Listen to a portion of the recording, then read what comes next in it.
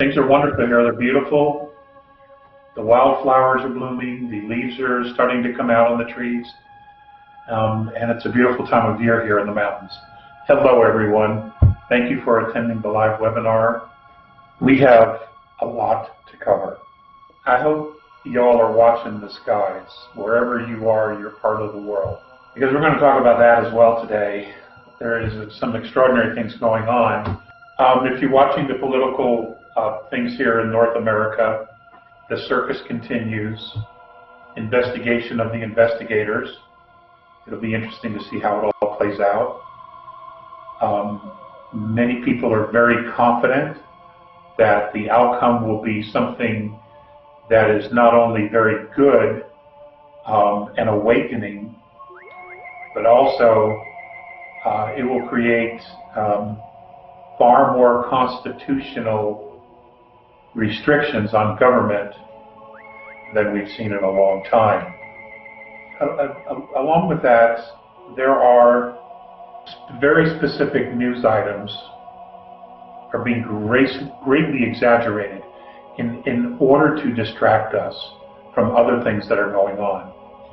And because we're being distracted, we're not aware of a lot of things that are going on around the world. For example, about 10 days ago, scientists have been talking about a tectonic plate off the coast of Portugal that is tearing itself apart. Now, this would be news in any other cycle. I don't know if they're talking about it in Europe. They're certainly not talking about it here in the States. Now, the fact that it's tearing itself apart would suggest that, and we've talked about this in previous webinars, and so have other speakers, is that the Earth is expanding. She's getting bigger, all right? And that would be a piece of evidence that would explain why it's tearing itself apart. It's expanding. It's making room. It's going to be making the difference across the pond maybe a little bit bigger or a little bit smaller. We will have to see. Now, at the same time, that's occurring in the Atlantic. On May 12th, something extraordinary happened on the West Coast, which no one's talking about. In the wee hours of the morning,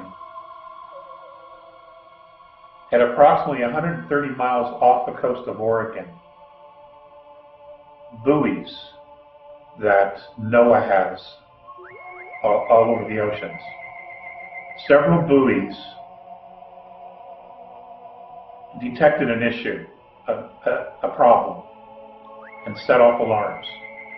And what happened was the Juan de Fuca Plate, an approximate 30-mile area of the Juan de Fuca Plate, actually sank 4 feet. And it did this in 2.5 minutes. Now, you would think, well, okay, that's not a big deal, 4.5 feet. Well, this was at almost 9,000 feet below sea level, all right? So you have a column of water that then sank and filled in. Now, the saving grace here is that that water, that seabed did not rise back up to where it was. It did not rise 4 feet, because if it had, it would have caused a tsunami 45 to 50 feet, approximately 60 miles wide, that would have hit the West Coast from Portland, Oregon, up to Vancouver in about 20 minutes.